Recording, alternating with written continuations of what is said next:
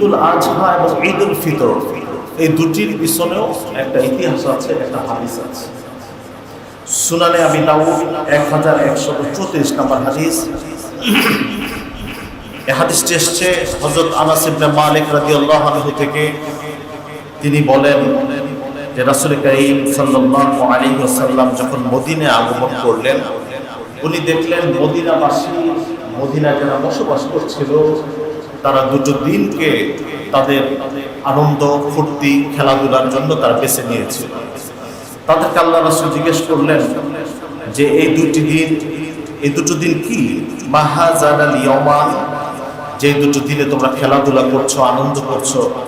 তারা বলল, আমরা এই দুটো দিন আমরা সেই আইয়ামে জাহিলিয়াত থেকে পালন করে আসছি। কিন্তু রাসূল কারীম সাল্লাল্লাহু আলাইহি ওয়াসাল্লাম দেখলেন তাদের এই দুটি দিনের ভিতরে কিছু সমস্যা আছে। সমস্যা হচ্ছে তারা আনন্দ ফুর্তির ভিতরে অনিসলামিক কাজ জড়িত আছে। আনন্দ ফুর্তির ভিতরে তারা তাদের যে আইয়ামে জাহিলিয়াতের কালচার আছে এটা ঢুকিয়ে দিয়েছে। তারা অপসংস্কৃতিতে তাদের আনন্দ, দুটি দিনকে তারা আনন্দে ভাগ করেছে। তখন আল্লাহ রাসূল বললেন, আমি যদি আল্লাহর কাছে দোয়া করি, আল্লাহ রাব্বুল আলামিন তোমাদেরকে দুটি দিন দান করবেন, তোমরা কি সেটা চাও কিনা? তারা বলল, হ্যাঁ ইয়া রাসূলুল্লাহ, আপনি যদি আমাদেরকে সুন্দর দুটি দিন দিতে পারেন, আমরা ওই দুটি দিনকে আমরা পালন করব।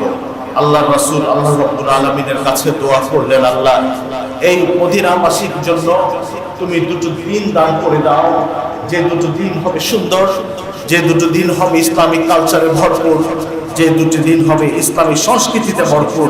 তখন আল্লাহ রাব্বুল আলামিন তার প্রিয় হাবিবকে আন্নাল্লাহা ক্বাদ আবদালাকুম বিহিমা খায়রাম মিনহুমা, তারা যে দুটো দিন পালন করতেন তার চেয়ে দুটো সুন্দর দিন আল্লাহ রাব্বুল আলামিন তাদেরকে দান করলেন। বলি সুবহানাল্লাহ। একটি নাম হচ্ছে ঈদুল আযহা, আরেকটির নাম হচ্ছে ঈদুল ফিতর। ঈদুল ফিতর আমরা কিছুদিন আগে পবিত্র রমজানুল মুবারকের 30টি রোজা পালন করার শেষে ঈদুল ফিতরের মাধ্যমে সে রোজা আমরা শেষ করেছি। ঠিক আজ এই জিলহজ মাসের 10 তারিখ রাসূল কারীম সাল্লাল্লাহু আলাইহি ওয়াসাল্লাম আমাদেরকে আল্লাহ রাব্বুল আলামিনের কাছ থেকে যে দুটি দিন দান করেছেন, তার ভিতরে একটি দিন আজকে আমরা পালন করছি। It is the greatest festival of the Muslims life. মুসলমানদের জীবনে সবচেয়ে বড় যে দুটি খুশির দিন, তার ভিতরে আজ হচ্ছে ঈদুল আযহা, যাকে আমরা কোরবানির ঈদ বলে থাকি। মুআজ্জাজ হাজরিন, তাই আল্লাহ রাব্বুল আলামিন সকলকে আজকে ঈদুল আযহার নিয়ামত তাদের আমলনামায় জড়িত করার তৌফিক দান করুক। সবাই বলে আমিন। আমার বন্ধুগণ, আল্লাহ রাব্বুল আলামিন আমাদেরকে আজকের এই দিনটা দান করেছেন, এই জন্য আপনারা খুশি না বেজার? আরো যারা বলতে হবে খুশি না বেজার? আসুন সে আল্লাহ রাব্বুল আলামিনকে থ্যাঙ্কস জানিয়ে যে আল্লাহ রাব্বুল আলামিন আজকের মতো একটা সুন্দর সেই ইব্রাহিম আলাইহিস সালাম থেকে শুরু করে এই ঈদুল আযহা কোরবানির মাধ্যমে, কোরবানির পশু জবাইয়ের মাধ্যমে আমরা এই দিনটাকে উদযাপন করব। আল্লাহ রাব্বুল আলামিন আমাদেরকে তার সেই নির্দেশকে পালন করার তৌফিক দান করুক। সবাই বলে আমিন। আল্লাহ রাব্বুল আলামিন তার প্রিয় হাবিবকে কোরবানি করার নির্দেশ পবিত্র কোরআনের ভিতরে দিয়ে দিলেন। পবিত্র কোরআনের 30 পারার 108 নম্বর সূরা আল্লাহ রাব্বুল আলামিন বলেন, ইন্না আ'তাইনাকাল কাউসার ফাসাল্লি লিরাব্বিকা ওয়ানহার ইন্না শানিআকা হুয়াল আবতার।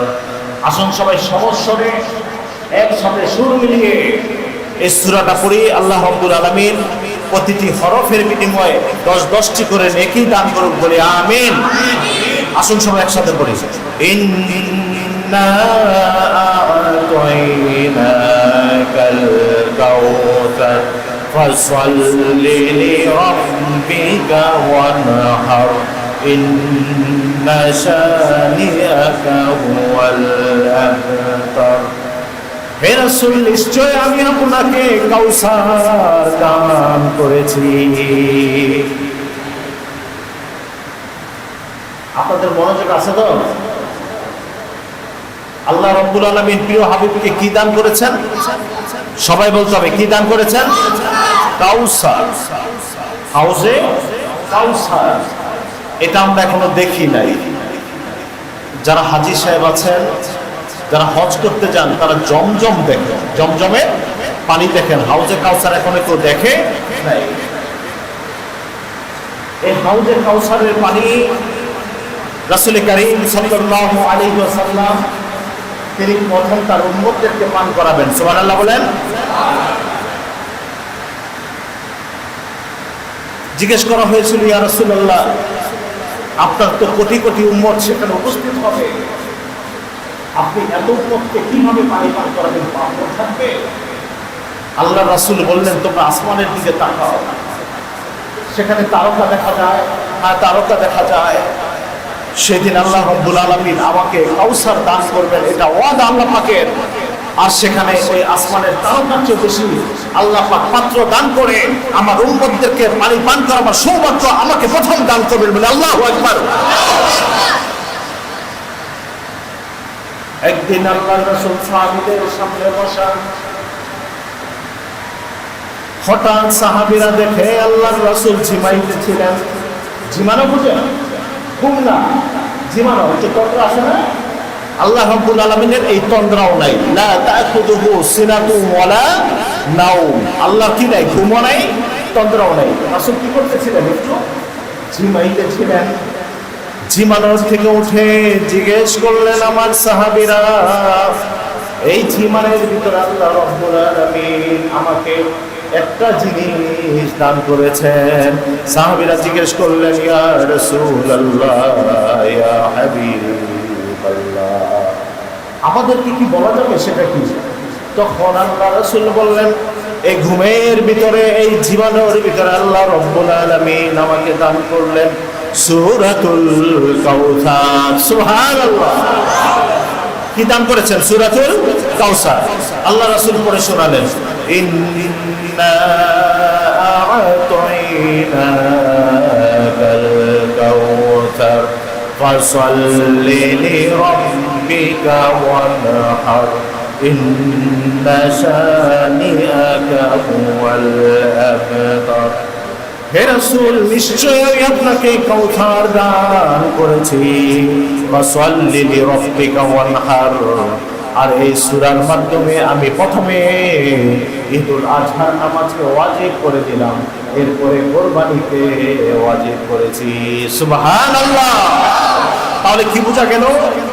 এই আয়াতের, এই সূরার মাধ্যমে আল্লাহ রাব্বুল আলামিন আমাদের উপরে কুরবানিকে কি করেছেন? ওয়াজিব করেছেন। এখন বলতে হবে, প্রথমে নামাজ না কুরবানি? কথা বুঝেন না আমার? এখন কি কুরবানি করে আসছেন? প্রথমে কি নামাজ না কুরবানি?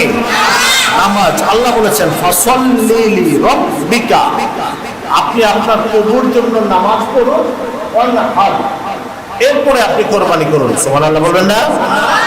তাহলে কি বোঝা গেল? আগে নামাজ, পরে কুরবানি। মাসালা হচ্ছে, কুরবানির আগে কেউ যদি, নামাজের আগে কেউ যদি কুরবানি করে, তার কুরবানি হবে না।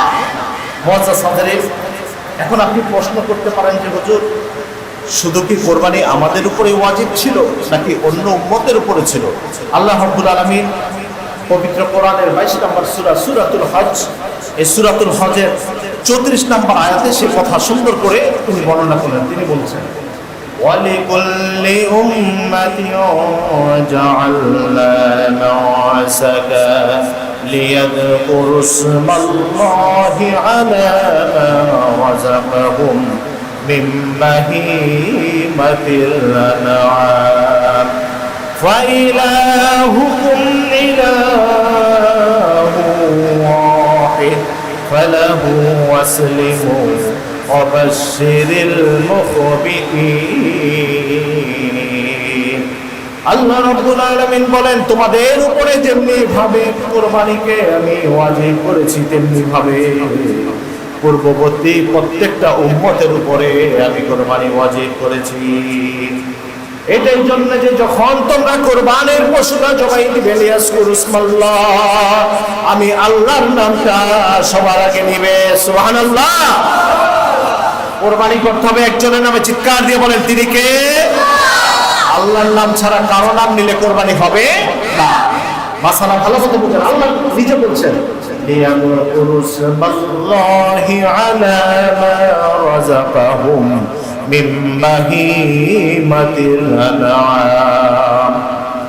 আমি কাউকে রিজিক দিয়েছি যে তুমি কোরবানির পশু ক্রয় করো, তাকে আমি ধনী বানিয়ে দিয়েছি।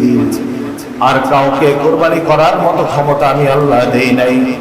যাদেরকে আমি আল্লাহ রিজিক স্বরূপ কোরবানির পশু দান করলাম, এটা আমার পক্ষ থেকে তোমাদের জন্য মেহমানদারি, কারণ এই কোরবানির পশু আমি আল্লাহর জন্য জবাই দিতে হবে। আর যখন জবাই দিবা তখন আমি আল্লাহর নামটা তোমরা নিয়ে নিবা। চতুষ্পর্যন্ত হিসাবে আমি যে রিজিক তোমাদেরকে দান করলাম, সেই রিজিক যখন তোমরা শুয়ে দিবা তখন আমি আল্লাহর নিয়াত করুস আল্লাহি আলা মা রাযাকাহুম মিন বাহিমাতিল আনআম। আমি আল্লাহর নাম ছাড়া অন্য কোনো নাম নিলে তোমাদের কোরবানি পশুটা জায়েজ হবে না। কেন তোমরা আমার নাম নেবা? কারণ এই পৃথিবীর বুকে একমাত্র ইলাহ আমি, একমাত্র আল্লাহ আমি। আমাদের চিৎকার দিয়ে বলতে হবে আমাদের রব হলেন আমাদের আল্লাহ। বলেন আমাদের রবের নাম কি? এই জন্য একজনের নাম নিতে হবে আল্লাহ রাব্বুল আলামিন। বলেন কেন তোমরা আমার নাম নিবা? আল্লাহ রাব্বুল আলামিন বলেন ফাইলাহুকুম ইলাহু ওয়াহিদ, একমাত্র আমি ইলাহ, আমি ছাড়া কোনো প্রভু বিশ্বের বুকে নাই। সুতরাং ফালাহু আসলিমু, যখন তোমরা কোরবানি করবা কোরবানির সাথে সাথে আমি আল্লাহ রাব্বুল আলামিনের কাছে তোমরা আত্মসমর্পণ করো। আপনি গরু জবাই দিবেন, তাই না? কথা বলে না, পশু জবাই দিবেন তো। এখন এই পশু নিজে আত্মসমর্পণ করেছে আমার কাছে, আপনার কাছে আল্লাহর অনুমতি দিবে। আল্লাহ পাক বলে দিয়েছে খবরদার, ওরা যেভাবে চাইবে সেইভাবে শুয়ে পড়ো। আল্লাহ যদি না চাইতেন আমাদের কি শক্তি আছে যে একটা উট কোরবানি করার, একটা গরু কোরবানি করার? এদের এত শক্তি, আমাদের সবার কোনো শক্তি ছিল না। আল্লাহ পাক সেটা আমাদের আয়ত্তাধীন করেছেন, বশীভূত করে দিয়েছেন। সাথে সাথে আল্লাহ বলতেছেন ফালাহু আসলিমু, ওই কোরবানি পশুর সাথে সাথে তোমরাও আমার কাছে নত হয়ে যাও। ওয়াবাশশিরিল মুখবিতিন, হে রাসূল, যারা আমার কাছে কোরবানির পশুর সাথে সাথে আমি আল্লাহ রাব্বুল আলামিনের কাছে আমার বান্দা হিসেবে নত হয়ে যায়, তাদেরকে আপনি জান্নাতের সুসংবাদ দিয়ে দিন। বলি সুবহানাল্লাহ। তাহলে বোঝা গেল কোরবানি শুধু আমাদের উপরে ওয়াজিব না, আগের উম্মতের উপরে কি ছিল? ওয়াজিব ছিল। এবার আসেন কাফেররাও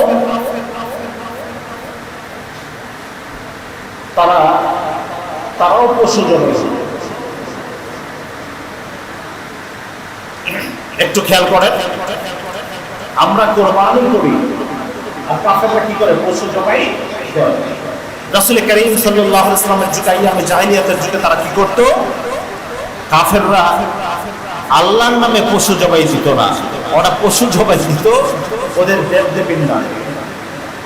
ওই কাবার ভিতরে 360টা মূর্তি ছিল, ওদের নামে ওরা পশু জবাই দিয়ে এরপরে তারা কাবার গায়ে ওই রক্তটাকে লেপন করে দিত। কাবার গায়ে কি করতো? রক্তটাকে লেপন করে দিত, রক্ত। আর বস্তুগুলিকে কাবার সামনে রেখে দিত আল্লাহর জন্য, এগুলি আল্লাহ খাবে। নাউজুবিল্লাহ বলবেন না? কয়েকজনে নাউজুবিল্লাহ বলে, সবাই বলে নাউজুবিল্লাহ। আপনার গোস্ত কি আল্লাহ খায়? কথা বলেন, আল্লাহ খায় নাকি আমার গোস্ত আমি খাই? গরিবদেরকে দেই, আত্মীয় স্বজনকে দেই। তারা কি করতো? জবাই দিয়ে তারা কাবার গায়ে রক্তটাকে লেপন করে দিত আর বস্তুগুলিকে কাবার সামনে রেখে দিত। তাদেরকে জিজ্ঞেস করা হতো বস্তুগুলি কেন? ওরা বলতে বস্তুগুলি আল্লাহর জন্য, যে আল্লাহ আমাদেরকে মাফ করবে। আল্লাহ রাব্বুল আলামিন তার প্রিয় হাবিবকে পবিত্র কোরআনের 22 নম্বর সূরা সূরাতুল হজের 37 নম্বর আয়াত নাযিল করে দিলেন। যখন এই অবস্থা তারা পড়ে, আল্লাহ তার প্রিয় হাবিবকে জানাই দিলেন লান ইয়ানালাল্লাহা লুহুমুহা ওয়ালা দিমাউহা প্রিয় হাবিব আমার কাফেরদেরকে জানিয়ে দেন, তোমাদের এই পশু জবাইয়ের রক্ত এবং গোশত এগুলি আল্লাহর কাছে পৌঁছায় না। লা ইয়ানালুল্লাহু লুহুমুহা ওয়ালা দিমাউহা ওয়ালাকিন ইয়ানালুহুত তাকওয়া মিনকুম। মুসলমানদের জন্য শিক্ষা হলো, ওরা কাফেররা পশু জবাই দিত ওদের দেবদেবীর নামে, আর বস্তুগুলি খাবার সামনে রাখতো আল্লাহর জন্য। কিন্তু মুসলমানদের কোরবানি, আমাদের রক্ত, আমাদের গোশত, এটা আল্লাহর দরবারে পৌঁছবে না। আল্লাহ রাব্বুল আলামিন বলেন, ওয়ালাকিন ইয়ানালুহুত তাকওয়া মিনকুম।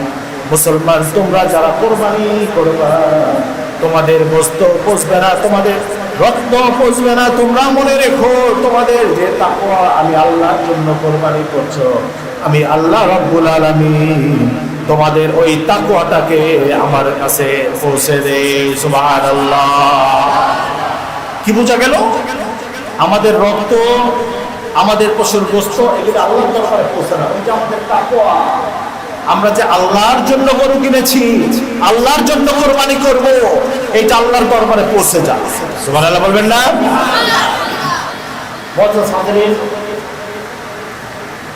আজকে আমরা যারা পশু জবাই করার তৌফিক আল্লাহ রাব্বুল আলামিন দান করলেন, আল্লাহর রাসূল বলেন, এই পশুর রক্ত জমিনে পড়ার আগে শুধু তুমি নয়, তোমার ফ্যামিলিতে যত সদস্য আছে আল্লাহ রাব্বুল আলামিন সকলের গুনাহকে মাফ করে দিবেন।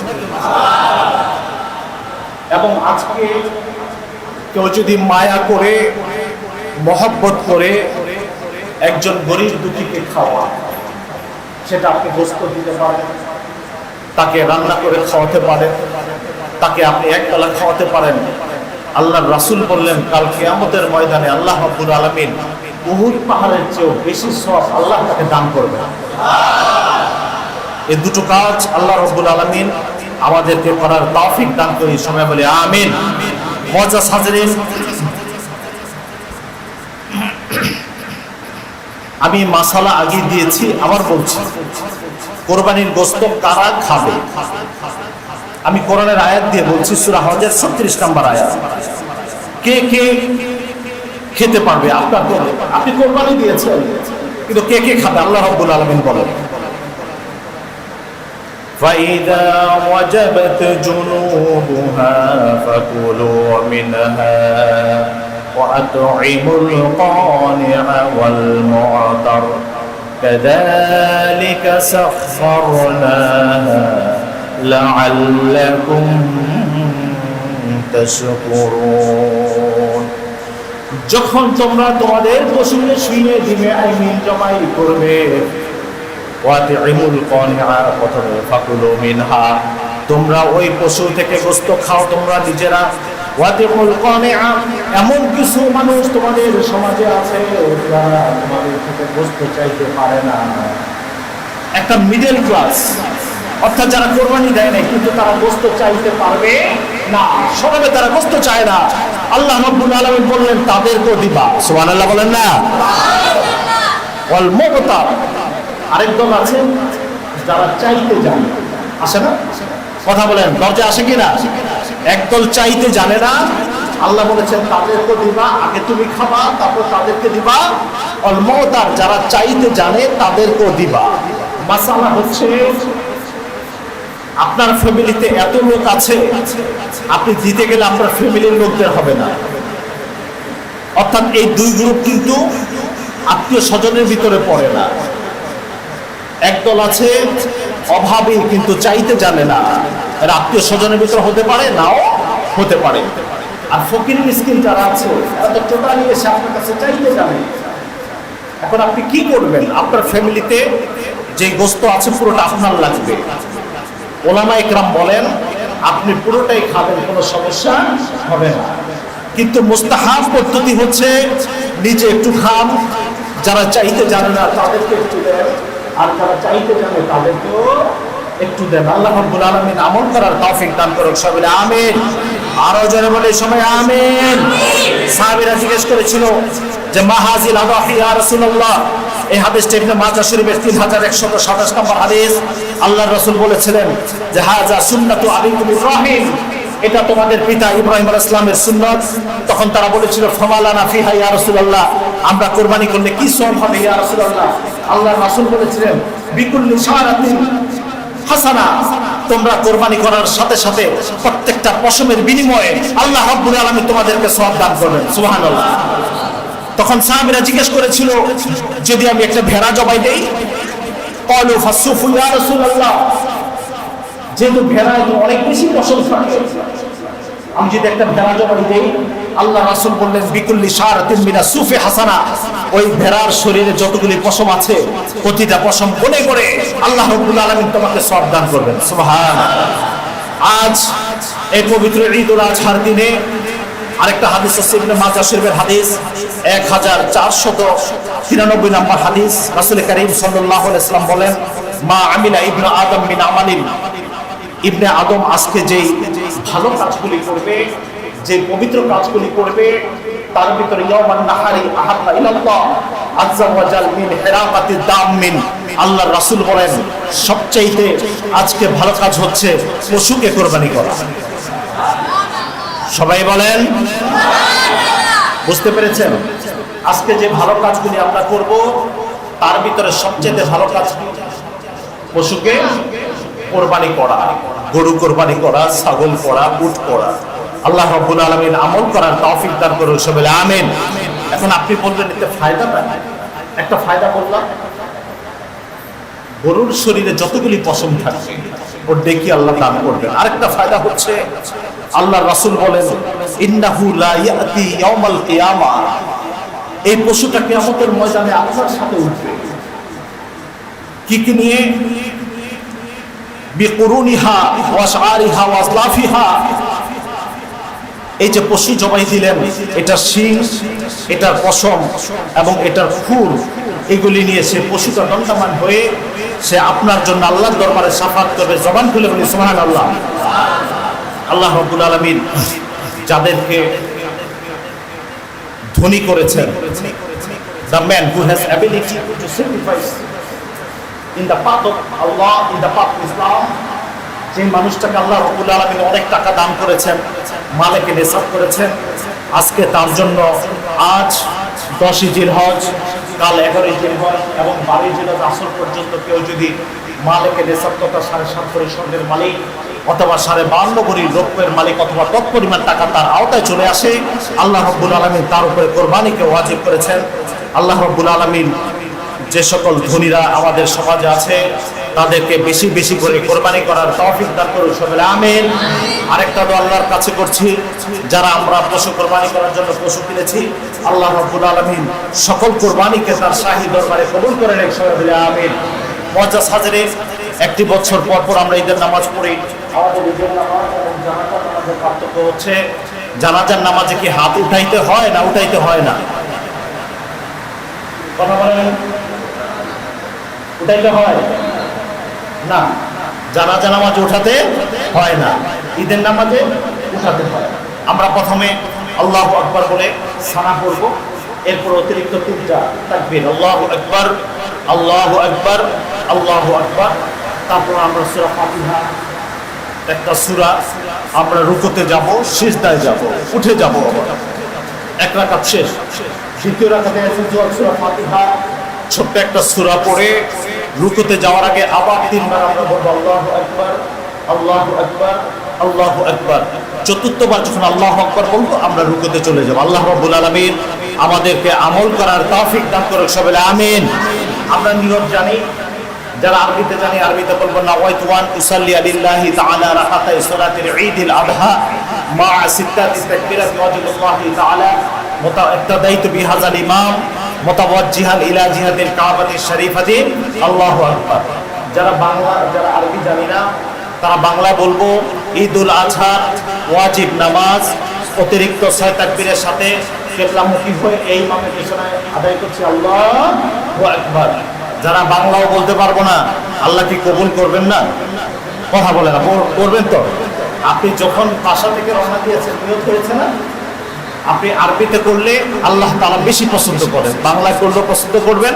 নিয়ত না করলেও আমাদের মনে মনে নিয়ত আছে যে আমরা ঈদুল আজহা ওয়াজিব 2 রাকাত নামাজ আমরা এখানে করতেছি, আমরা এখনই দাঁড়িয়ে যাচ্ছি।